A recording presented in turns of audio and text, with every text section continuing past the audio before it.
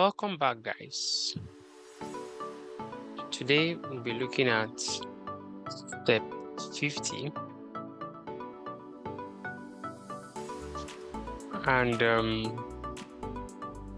we are actually styling our page, working on building the project's a cafe menu. So let's see what step 50 has for us.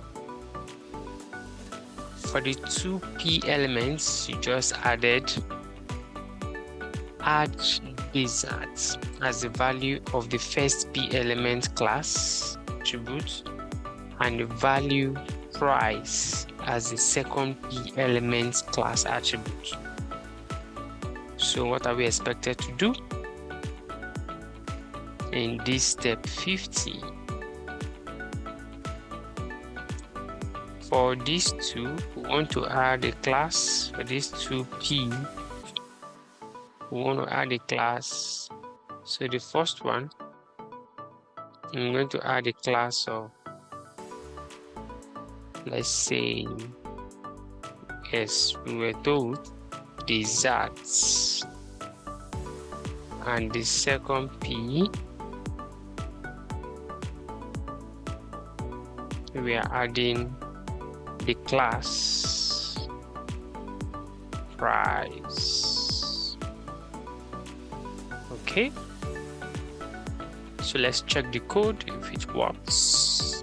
Hopefully, congratulations. Awesome. So let's proceed. Step 51. Something does not look right.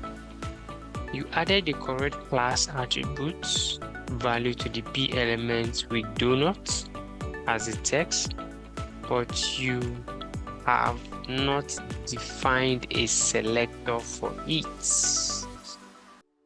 So the CSS rule for the flavor class already sets the properties you want. Add the dessert class as an additional selector for this class, for this CSS rule. Okay, so we want to add the dessert as an additional, so I'm going to say dot desserts, which is a CSS rule. So this is the selector dot desserts, because it's actually a class. So add the dessert class as an additional selector for the CSS rule, which we have done. Okay, I knew something is wrong. You should add the dessert selector to the flavor. Yep, add it to the flavor. So I'm going to add another class, which is, so add it this way, like so. So this should work. Still didn't work.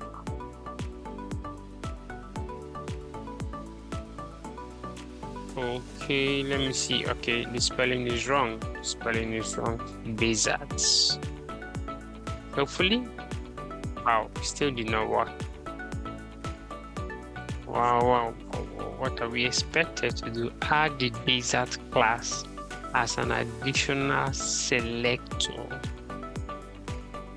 for this CSS rule. Okay, so need to separate it with a comma. Congratulations, your code passes. So we need to separate it with a comma when we are adding it. Awesome. So let's proceed.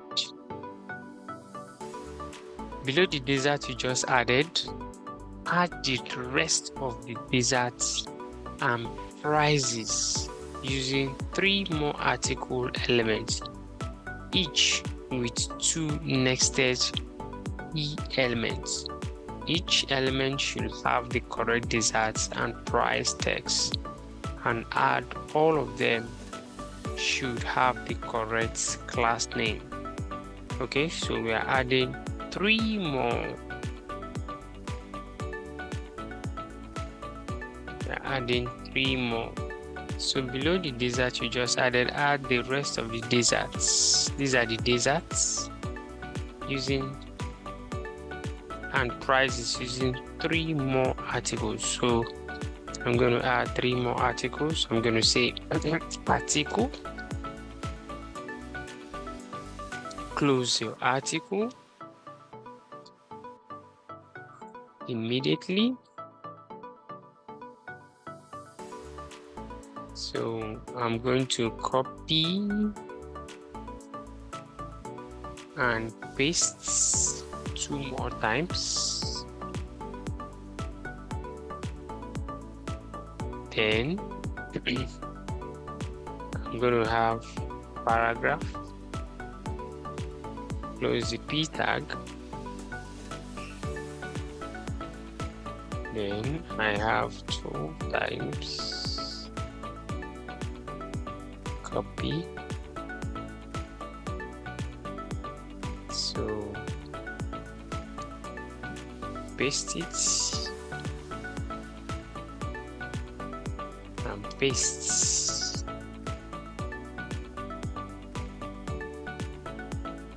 So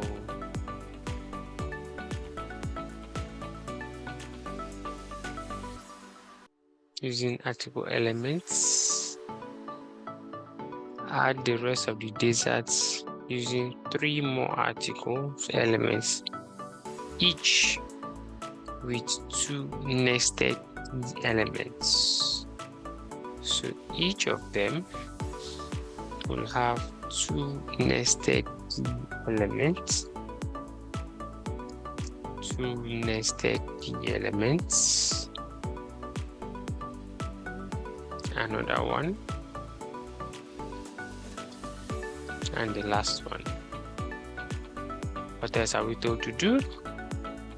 Then each element should have the correct desserts and price text, and all of them should have the correct classes. Okay, so this is the first one, cherry pie. The price is 2.75. The next one is key cake. The price is 3.00, and the final one is cinnamon roll.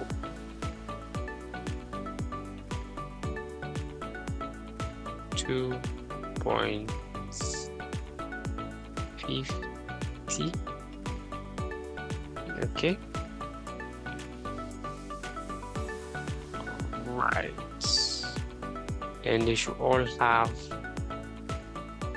their correct classes. So the first one is going to have okay, article, you're going to have class of item. The first paragraph is going to have class of dessert. The next one is going to have a class of price. So I'm going to copy, Ctrl C, and I'm going to paste because I can't just keep typing them like that. It will not benefit you. Copy.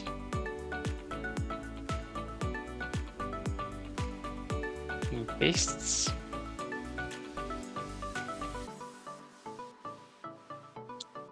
Price.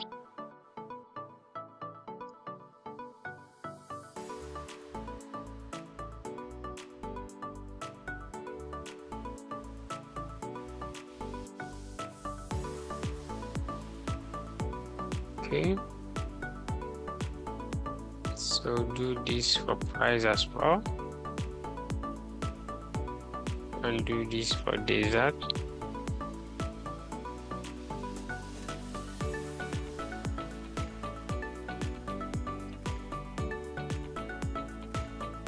And do this for article.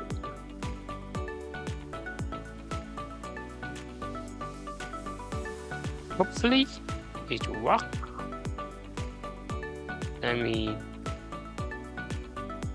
move this one backwards.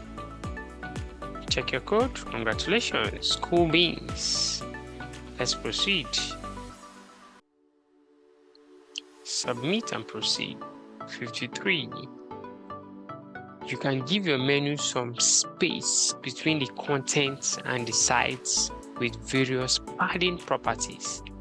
Give the menu class a padding left and padding right with the same value, 20 pixels. Okay, so give the menu class, this is the menu class, a padding left. Remember, this is auto. Now they said give it 20 pixels, and give this one also 20 pixels. Okay, check your code. Sorry, give the padding left property to 20.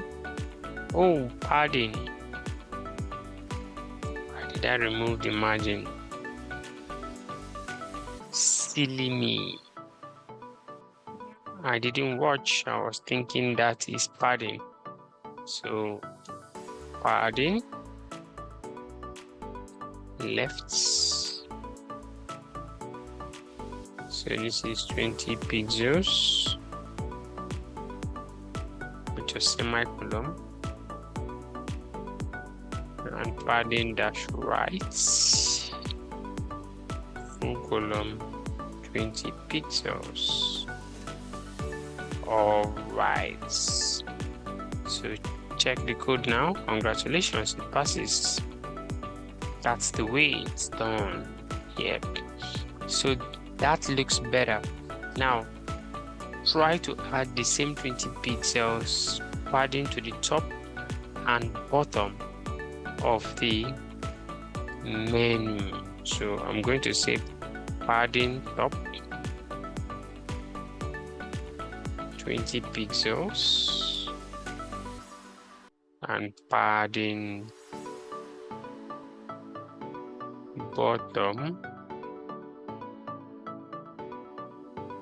20 pixels.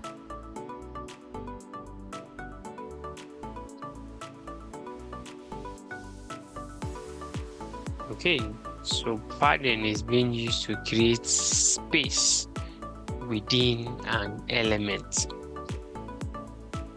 So congratulations, your code passes. 55. Since all four sides of the menu have the same internal spacing, which is the padding, go ahead and delete the four properties and use a single padding property with the value 20 pixels. So all of these padding left, padding right, padding top, padding bottom, they have the same value. So this is the long form. So now we are told to use the shorthands. So delete all of them and then say padding, because all four sides It's going to be 20 pixels. Let me indent this. 20 pixels. So it's going to give the same thing. This padding means 20 pixels means the left is 20, the top is 20, the right is 20, the bottom is 20, and the left is 20. And this is the shorthand way of writing it instead of repeating yourselves. Let's proceed. 56. The current width of the menu will always take up 80% of the body elements width on a very wide screen. The coffee and dessert appear far apart from their prices. Add a max width property to the menu class with a value of 500 pixels to prevent it from growing too wide. Okay, so these have 80% on the large screen. Coffee and dessert appear far apart, so you can see. So the coffee, the dessert, they appear far apart from their prices. You can see. So now they ask us to add a max width property to the menu class with the value of 500 pixels. Add it. So let's add it. Max width. So I'm going to say 500 pixels, semicolon. Max width, 500 pixels, semicolon.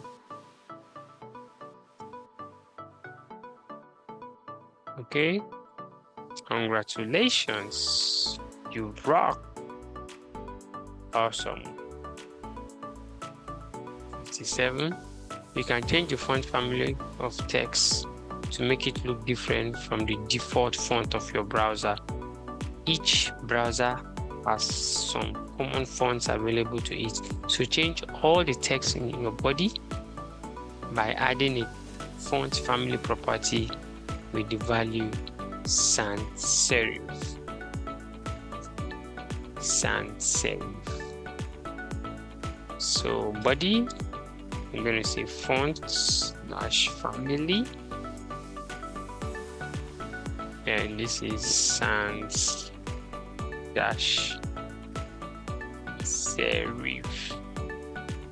semicolon. So you can see it has changed. Congratulations, power level is over 9,000. Okay, submit and go to the next. Step 58. It is a bit boring for all the text to have the same font family. You can still have the majority of the text sans serif and make just the H1 and H2 element different from a different selector.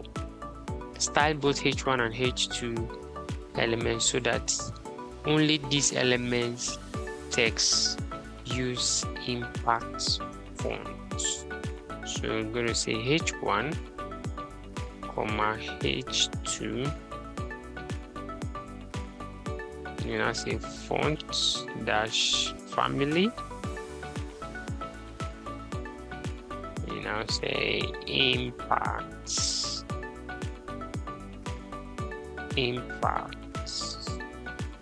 So you can see the H1 and the H2 has changed. Congratulations, your powers combined. 59. You can add a fallback value for the font family, adding another font name separated by a comma. Feedbacks are used in instances where the initial is not found /available. So add the fallback font serif after the impact font. So fallback. So all you need to do you just add serif, okay, as a fallback. Okay, but all you need to do is to add quotation to this first one.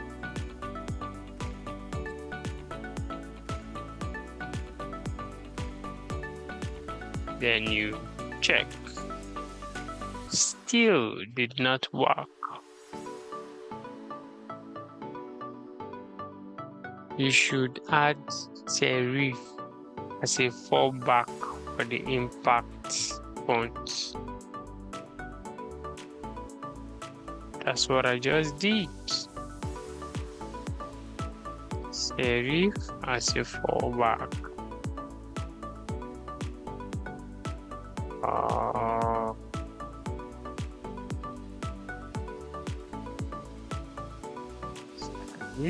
Okay, congratulations. Okay, so it is command that I did not put. Congratulations. Let's submit and go to the next. 60. Make the it established 2020 text italize by creating an established class selector and giving it the font style property with the value italics. So I'm going to say dot established. That's the class given to the HTML font style, and this is going to be what's italic, semicolon, font style italic, font style, font dash style italic. Congratulations, our code passes. So this is where we're going to stop for today, and we're going to continue in our next class. If you enjoyed this content, please like and subscribe so that when I upload a new video, you will not miss out. Thank you once again for watching, and I'll see you in the next video.